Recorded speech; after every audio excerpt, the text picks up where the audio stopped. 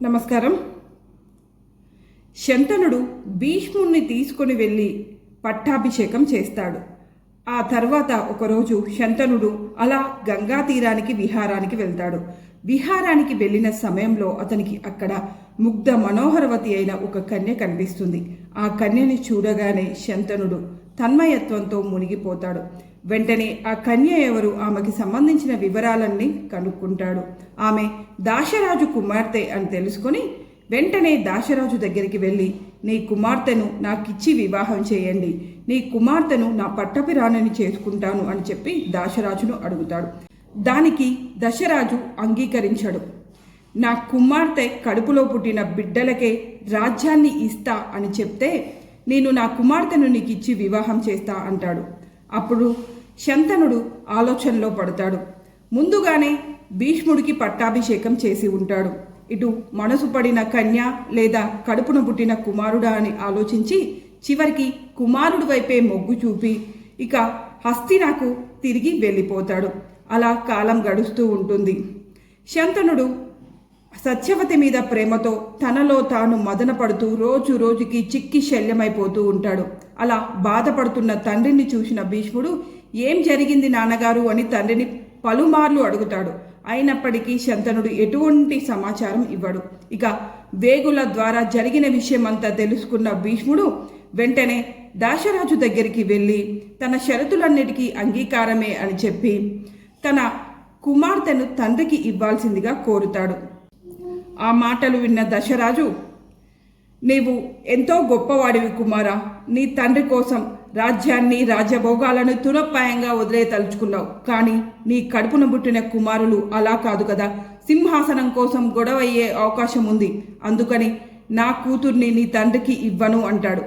ఆ మాట విన్న భీష్ముడు వెంటనే, నేను వివాహం చేసుకుంటే కదా నాకు కుమారులు పుట్టేది, ఇప్పుడే నేను ప్రతిజ్ఞ పూనుతున్నా, జీవితంలో నేను ఏ కన్యను చూడను, ఎవరిని వివాహం చేసుకోను అని ప్రతిజ్ఞ పూనుతాడు. దాన్నే చరిత్రలో భీష్మ ప్రతిజ్ఞగా చెప్పుకుంటారు. ఇక అలా తండ్రికి సత్యవతిని వివాహం చేసేందుకు మాట్లాడి వచ్చిన భీష్ముడు అయోధ్యకి చేరుకుంటాడు. అయోధ్యకి చేరుకోగానే ఆ విషయం మొత్తం తెలుసుకున్న శంతనుడు భీష్ముణ్ణి ప్రేమతో గుండెలకు హత్తుకుంటాడు. కుమారా, ఏమిచ్చి నీ రుణం తీర్చుకోవాలి? నేనెంత అదృష్టవంతుణ్ణి, ఇంత గొప్ప కుమారుణ్ణి గంగాదేవి నాకు కానుకగా ఇచ్చింది. నీ దగ్గర లేనిదంటూ ఏముంది తండ్రి? అస్త్రవిద్యలు, శస్త్రవిద్యలు గొప్ప గొప్ప మహానుభావుల దగ్గర నేర్చుకున్నావు. గుణంలో నిన్ను మించినవాడు ఈ భూలోకంలోనే లేడు. ఇక నీ దగ్గర లేనిదేముంది, నేను ఏమి నీకు ఇవ్వాలి అని అంటాడు. వెంటనే శంతనుడికి ఒక ఆలోచన వచ్చి ఇచ్చా మృత్యువుని భీష్ముడికి వరంగా ఇస్తాడు. అంటే తాను ఎప్పుడైతే కోరుకుంటాడో అప్పుడే భీష్ముడు మరణిస్తాడు. అతడి అనుమతి లేనిది మరణం కూడా అతను దరి చేరదని చెప్పి శంతనుడు భీష్ముడికి వరాన్ని ఇస్తాడు. ఇక కొన్నాళ్ల తర్వాత శంతనుడికి సత్యవతికి వివాహం జరిపిస్తాడు భీష్ముడు. అలా శంతనుడికి సత్యవతికి వివాహం జరిగిన తర్వాత వారికి 2 కుమారులు జన్మిస్తారు. మొదటి కుమారుడి పేరు చిత్రంగదుడు, రెండో కుమారుడి పేరు విచిత్రవీరుడు. అలా కాలం గడుస్తూ ఉంటుంది.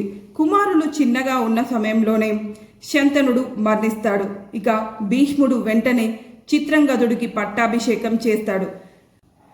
చిత్రంగదుడికి పట్టాభిషేకం చేసిన తర్వాత అస్త్ర విద్యలు, శస్త్ర విద్యలు, రాజనీతి శాస్త్రం ఇలా రాజు నేర్చుకోవాల్సిన ప్రతి విద్య తండ్రి స్థానంలో ఉన్న భీష్ముడు చిత్రంగదుడికి, విచిత్రవీరుడికి నేర్పిస్తాడు. అలా కాలం గడుస్తూ ఉంటుంది.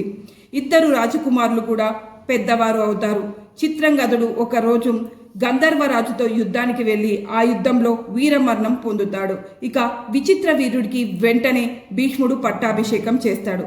కొంతకాలం గడిచిన తర్వాత ఒకరోజు కాశీరాజు వారి 3 కుమార్తెలకు కూడా ఒకేసారి స్వయంవరం ఏర్పాటు చేస్తాడు.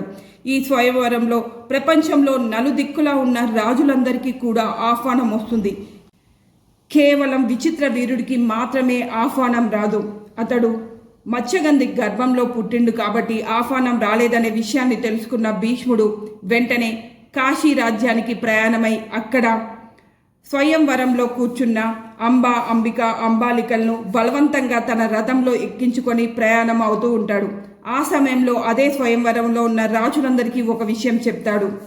మీలో ఎవరైనా నన్ను ఎదిరించగలిగిన వాళ్ళుంటే నన్ను ఎదిరించి ఈ కన్యల్ని తీసుకోపోవచ్చు అని. అక్కడున్న రాజులందరూ కూడా భీష్ముడితో యుద్ధం చేసి ఓడిపోతారు. కేవలం సాల్వుడు మాత్రమే ఆ రథాన్ని వెంబడిస్తూ యుద్ధం చేస్తూ వస్తాడు. అలా కొంత దూరం వచ్చిన తర్వాత సాల్వుడు కూడా భీష్ముడి చేతిలో ఓడిపోయి వెనుతిరిగి వెళ్ళిపోతాడు. అలా భీష్ముడు 3 కాశీరాజు కుమార్తెలను తీసుకొని అస్తినాకు వస్తాడు. ఆ తర్వాత విచిత్ర వీరుడితో వాళ్ళకి వివాహం జరిపించాలని అనుకుంటాడు. అలా వచ్చిన తర్వాత అంబ ఒకరోజు ఏడుస్తూ కూర్చుంటుంది. విషయం ఏమిటి అని చెప్పి భీష్ముడు అంబని అడిగినప్పుడు తాను సాల్వుణ్ణి ప్రేమిస్తున్నానని, మా నాన్న కాశీరాజు కూడా మా ఇద్దరికి వివాహం చేయదలిచాడని, ఈ స్వయంవరంలోనే మేము వివాహం చేసుకోవాలని ఎంతో సంతోషంగా ఉన్న సమయంలో మీరు ఇలా మమ్మల్ని ఎత్తుకొని తీసుకొని వచ్చి మీరు మా ఇద్దరిని ఎడబాటుకు గురి చేశారు అని చెప్పి అంబ కన్నీరు మున్నీరుగా విలపిస్తుంది. ఆ విషయం తెలుసుకున్న భీష్ముడు వెంటనే అంబకు క్షమాపణ చెప్పి, వేరే వారిని ఇష్టపడ్డ కన్య నా తమ్ముడికి అవసరం లేదు తల్లి, నిన్ను నేను సకల లాంఛనాలతో సగౌరవంగా సాల్వుడి దగ్గరికి పంపిస్తున్నాను, నువ్వు వెళ్ళి సాల్వుడిని వివాహం చేసుకో అని చెప్పి హస్తినాపురి నుంచి అంబను సాల్వుడి దగ్గరికి సగౌరవంగా పంపిస్తాడు భీష్ముడు. అలా వెళ్ళిన అంబను సాల్వుడు అంగీకరించాడు. ముందే భీష్ముడి చేత యుద్ధంలో ఓడిపోయిన సాల్వుడు ఇప్పుడు అంబను తన పట్టపు రాణిగా అంగీకరించడం అవమానమని భావించి అంబను అంగీకరించకుండా వెనక్కి పంపిస్తాడు. అలా వెనక్కి వచ్చిన అంబ భీష్ముడి దగ్గరికి వచ్చి, నీ వల్లే నేను మనసు పడ్డవాడిని వివాహం చేసుకోలేకపోయాను, దీనికంతటికీ కారణం నువ్వే, కాబట్టి నువ్వే నన్ను వివాహం చేసుకోవాలి అని భీష్ముణ్ణి అడుగుతుంది. దానికి భీష్ముడు, అమ్మ నీకు తెలుసు కదా, నేను ఎప్పుడో దశరాజుకు ఒక మాట ఇచ్చాను, జన్మలో నేను వివాహం చేసుకోను అని చెప్పి భీష్మ ప్రతిజ్ఞ పూనాను, అందుకు నేను నిన్ను వివాహం చేసుకోలేను తల్లి, నన్ను క్షమించు. కాకపోతే నువ్వు ఎవరినైనా వివాహం చేసుకుంటా అని చెప్తే దగ్గరుండి తండ్రి స్థానంలో నేనే అతనికి నిన్నిచ్చి వివాహం చేస్తాను, నీకు ఎటువంటి లాంఛనాలు కావాలో అవన్నీ నేనే ఏర్పాటు చేస్తాను అని అంబతో చెప్తాడు. కానీ దానికి అంబ అంగీకరించదు.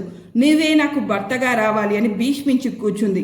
ఇక భీష్ముడు చేసేది ఏమీ లేక అంబను అక్కడే వదిలేసి వెళ్ళిపోతాడు. ఇక అవమానానికి గురైన అంబ వెంటనే భీష్ముడి గురువు అయిన పరశురాముడి దగ్గరికి వెళ్ళి జరిగిన విషయమంతా చెప్తుంది. ఇక పరశురాముడు భీష్ముడిని పిలిపించి అంబని వివాహం చేసుకోవాల్సిందిగా తన మాటగా చెబుతాడు. అయితే దానికి భీష్ముడు అంగీకరించడు. నేను భీష్మ ప్రతిజ్ఞ చేశాను గురువర్య, ఇలా అంగీకరించలేను అంటాడు. ఆ తరువాత ఏం జరిగింది భీష్ముడికి పరశురాముడికి మధ్య అనేది తర్వాతి ఎపిసోడ్లో తెలుసుకుందాం.